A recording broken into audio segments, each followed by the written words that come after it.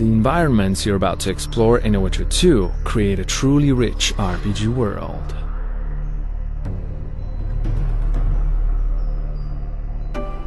You might have already seen examples of how the communities you will visit are alive with activity.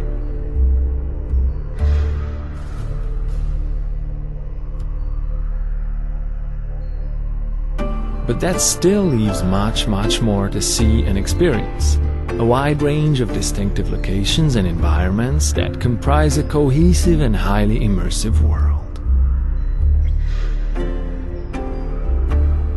Like every great fantasy saga, The Witcher 2 involves a journey that's both emotional and geographical.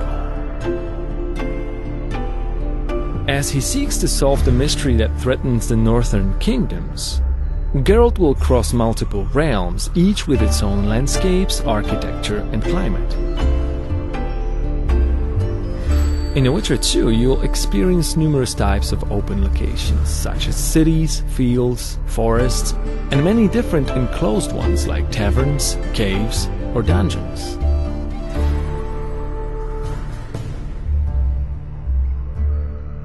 To hold players in the game world, every single place they can see has to look and feel exactly right.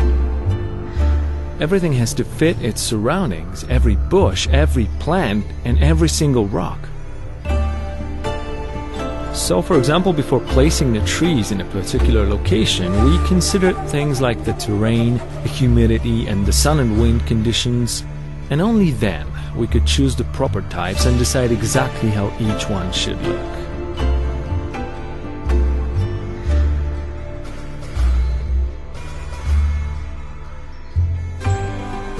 It was also critical to think about appropriate places for the range of plants and herbs Geralt can gather to make potions and mixtures that aid him in combat.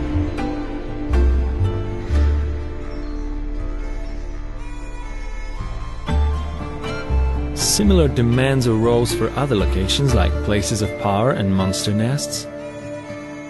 Each one had to fit the area where it's found, as well as the gritty, dark feel of the world as a whole.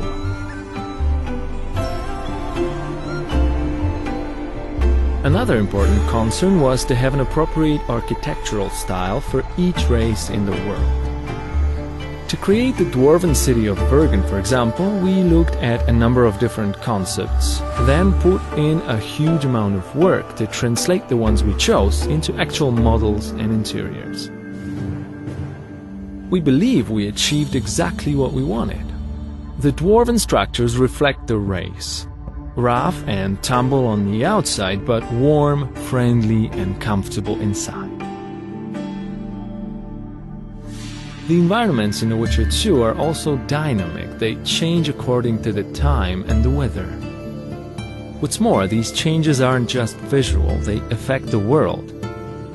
People work and shop during the day, sleep at night, eat at meal times, and visit the tavern and play dice during their leisure time.